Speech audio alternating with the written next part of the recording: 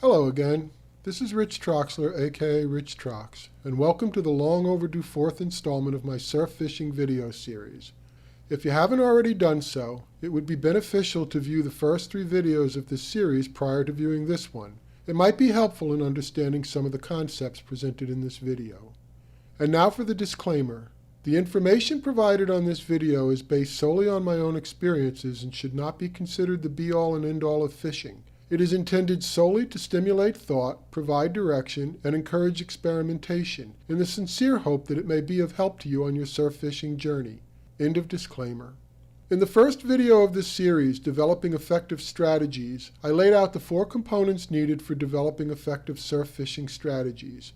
I also indicated that gear would be one of several topics I'd be covering as part of this series. So let's get started by taking a look at some of the gear you'll need to catch fish from the surf and how to use it.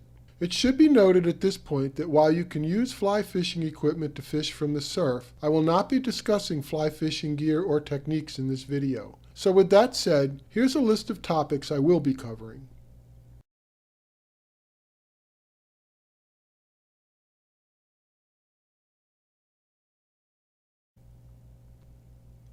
Unless you are planning on using a hand line, bow and arrow, or dynamite, you're going to need a rod if you ever plan to catch a fish. And if fishing is something you come to love, then you're going to need more than one. Like everything in life, one size does not fit all, and so it is with fishing rods. They come in a large variety of shapes and sizes, and each has its purpose, or more accurately, a fishing scenario that they are best suited for. Unfortunately for the beginner, there are a lot of general terms used to describe the various type fishing rods, as well as many specific terms, all of which can be confusing to a first-time buyer. So I'll try and break it all down for you so that you will be able to determine the rod best suited for the type of fish and the style of fishing you intend to do. There are basically 2 different type fishing rods, the conventional rod and the spinning rod.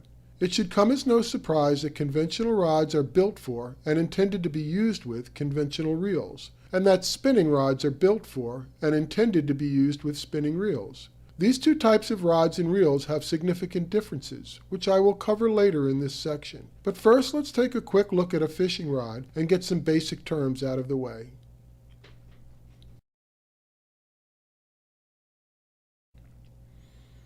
The butt cap is the very bottom of the rod and is usually made of rubber or plastic.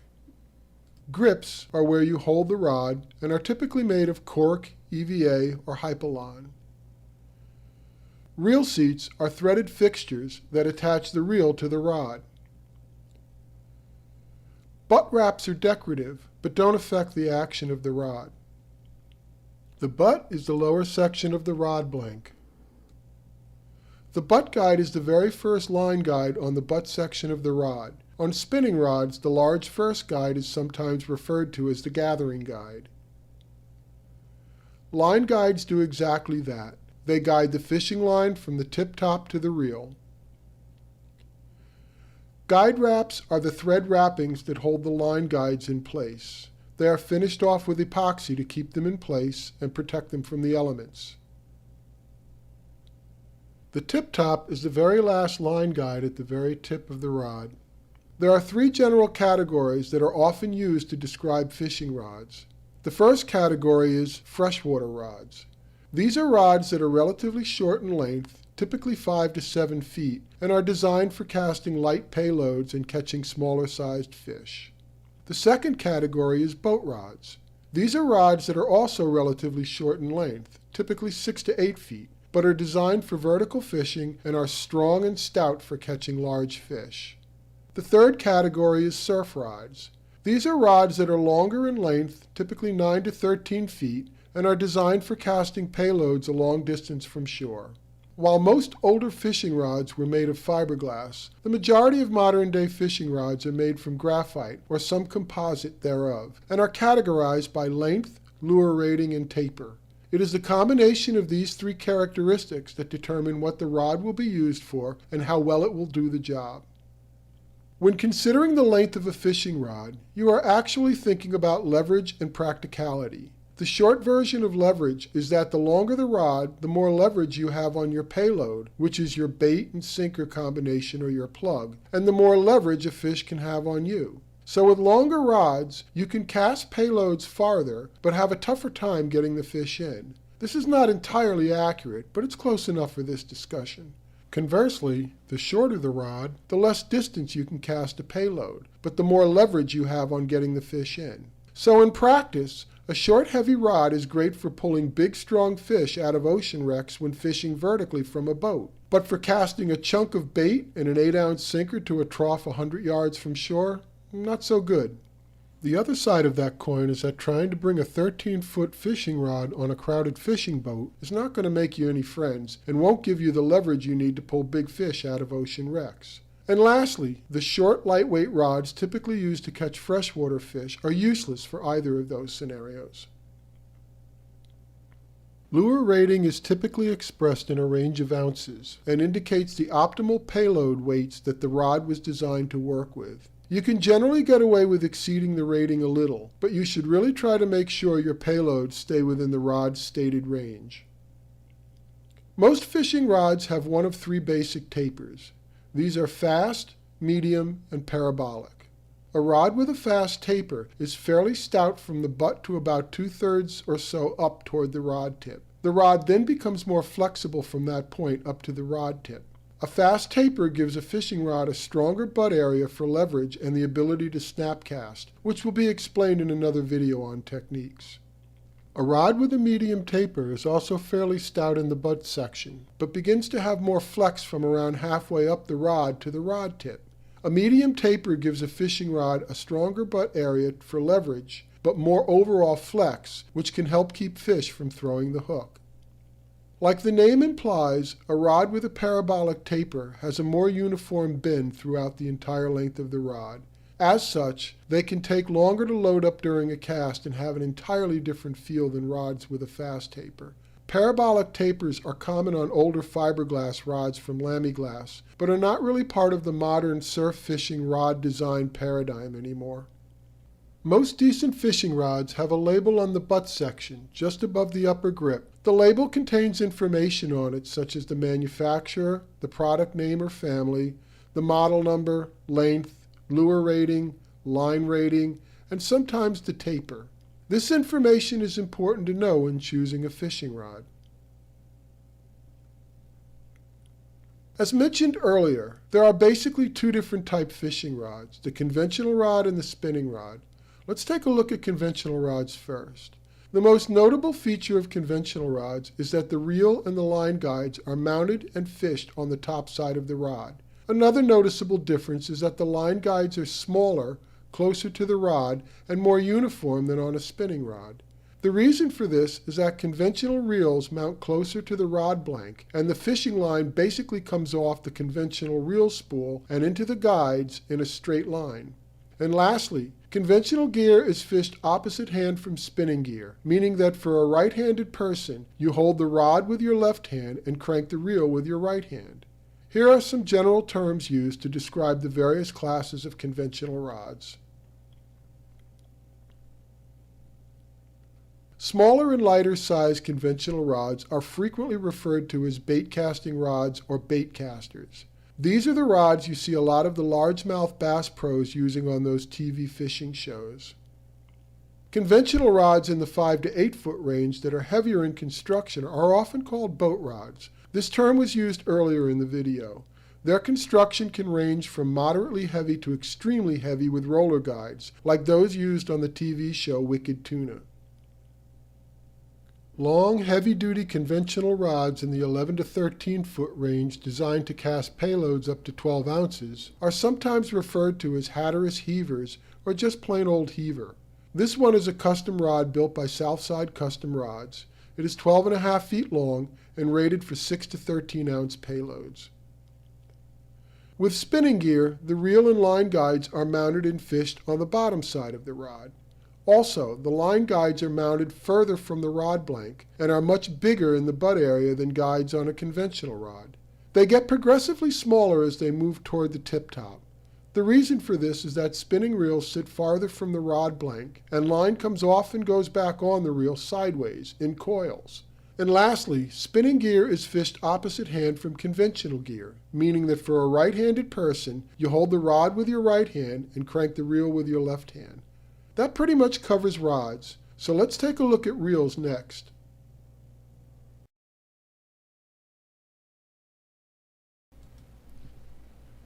We've already established that the two types of fishing reels most used for surf fishing are conventional reels and spinning reels.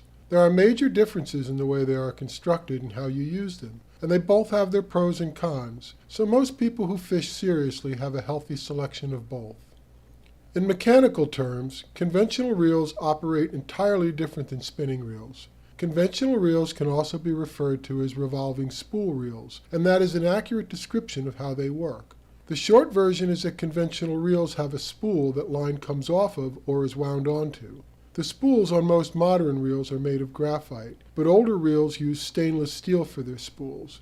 The spool is connected to the handle by way of gears in the side plate and is used to crank the line onto the spool.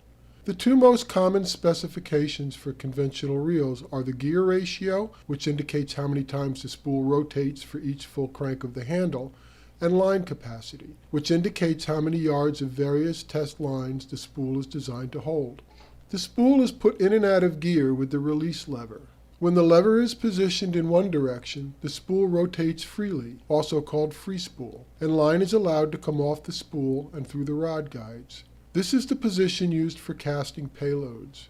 When the lever is in the opposite position, the spool is engaged through the gears to the handle and line can be cranked in. Conventional reels generally have a star drag between the handle and the side plate of the reel. Drag is the amount of force it takes to pull line off of an engaged reel. Turning the star one way tightens the drag, requiring more force to pull line from the engaged reel. Turning the star in the opposite direction loosens the drag, requiring less force to pull line from the reel. Drag setting and usage will be discussed in another video. Most conventional reels have a clicker button, which is typically located on the side plate opposite the handle and star drag. When you push the button in one direction, it engages the clicker, and in the other direction, it disengages the clicker. The clicker provides a level of resistance to the spool, which helps prevent overspooling or backlashes when the reel is in free spool mode. It also serves as a signal by making a clicking noise when line is pulled from the reel, as when a fish picks up bait and runs with it. Proper use of the clicker will be discussed in another video. With most conventional reels used for fishing the surf, you have to use your thumb to spool the line back on the reel evenly. It takes some getting used to, but after a while it becomes automatic and you don't even think about it anymore. Some conventional reels have a level wind built into them. This is basically a small line guide that rides a worm gear connected to the crank handle. It guides the line back and forth evenly over the spool when retrieving. Like everything else, level winds have their pros and cons. Spinning reels occupy a different niche in the surf fishing world. They are well suited for casting lighter payloads like plugs and bucktails, and they are far easier to learn how to use than conventional gear. With spinning gear, the line comes off a fixed spool sideways and in coils. Line is allowed to come off the spool or wound back onto the spool by way of a bail. When the bail is open, line is free to come off the spool. When the bail is closed, the bail wire guides the line to the line roller or roller bearing, and when the handle is turned, the circular motion of the bail winds the line back onto the spool. Bails can be automatic, meaning after they have been opened, a spring system automatically flips the bail closed when the reel handle is turned. Bails can also be manual, where you close the bail by hand after a cast. And some spinning reels are bailless, meaning they only have a roller bearing, which requires you to manually move the line to a position where the roller bearing can pick up the line and wind it onto the spool. Most spinning reels have an anti-reverse lever. With the lever set one way, the reel can only be cranked in the retrieve direction. This is referred to as anti-reverse mode. With the lever flipped the other way, the reel can be cranked in both directions. Most people leave the reel in anti-reverse mode and use the drag to fight the fish. On many spinning reels used for surf fishing, the drag knob is located on the front of the reel. Dial it in one direction and the drag tightens, requiring more force to backspin the spool, which releases line through the roller bearing. Turning the drag knob in the opposite direction loosens the drag, requiring less force to backspin the spool and release line. And like conventional reels, the two most common specifications for spinning reels are the gear ratio, which indicates how many times the bail rotates for each full crank of the handle, and line capacity, which indicates how many yards of various test lines the spool is designed to hold. There is one variation on spinning reel design that takes its cue from the free spool and clicker function of conventional reels. They are commonly known as bait runner or live liner spinning reels, and they have a feature that allows two drag settings that are toggled by turning the reel handle. I don't own one, so I can't show you how they operate, but information on these is readily available with an online search. So now that we've had a cursory look at both type reels, let's get more detailed and consider some of the pros and cons. I'll start by saying that for throwing cut bait and heavy sinkers into the ocean, nothing can really beat conventional gear. There's a reason why every casting distance record is set by conventional gear, and that reason is lack of friction. As stated earlier, the line comes directly off the spool in a straight line through the guides and out. The only friction point is internal to the reel, where the spool shaft rides the bearings. So when the spool gets spun up to full speed on a cast, the line flows off with almost no resistance. The downside to this type of design is that to cast with conventional gear takes practice in order to prevent overspooling, which can cause a backlash, otherwise known as a bird's nest. It is the learning curve and subsequent consequences that keep many fishermen from using conventional gear. With spinning gear, friction can and does become a problem. When you make a cast with spinning gear, the fishing line is coming off the spool sideways and in coils and bending itself around the edge of the spool. At the start of the cast, the spool is filled with line close to its edge, so there is not much friction as the line comes off the spool. But as the cast progresses and the level of line gets deeper into the spool, friction starts to build as the line rubs against the front face of the spool, which in turn slows the line down and shortens the distance you can cast. Also, because the line comes off the spool sideways and in coils, there is a certain level of centrifugal force that causes the line to want to fly out sideways after it leaves the spool. That's why spinning rod guides start large at the butt and get progressively smaller toward the tip top. They help convert the sideways energy of the fishing line into the forward energy of the cast. But all of the line slapping around the guides is another source of friction, which again slows the line down and shortens the distance you can cast. The short version of cranking power is that it's the amount of force you need to apply to the reel handle during a retrieve to get line on the reel spool. And here again, conventional reels win that contest hands down. Although the physics behind it is pretty dense, I'm sure it has to do with the arrangement of gears in a spinning reel and the fact that you are pushing lines sideways onto a spool. There's a reason that winches and other industrial equipment that wind cable resemble a conventional reel. While conventional gear is better suited for casting bait and heavy weights into the ocean, spinning gear is much more suited for casting lighter payloads. Small to medium weight bucktails, plugs, and other artificials are not heavy enough to cast with conventional gear typically used in the surf, but do cast well with spinning gear designed for surf fishing. There's a bunch of technical mumbo-jumbo to explain why this is so, but for now just take it on faith. While most all conventional reels operate pretty much the same, there are several variations on spinning reel design. The spin caster uses the concept of a spinning reel, but it flips over to the top of the rod like a conventional reel. The bail system is internal to the reel, and the line comes out of the reel through a hole in the cone-shaped front. A button on the back of the reel locks or releases line for a cast, and cranking the handle automatically engages the reel on retrieve. These are primarily used for freshwater fishing. Spinning reels can have either a manual bail or an automatic bail. With a manual bail, you flip the bail over by hand at the end of a cast in order to retrieve line. With an automatic bail, there is a spring mechanism that flips the bail over as soon as you start your retrieve. Many manual bail spinning reels have what I call a knock bar, which is a protruding section of the handle that the bail knocks into when you start to retrieve.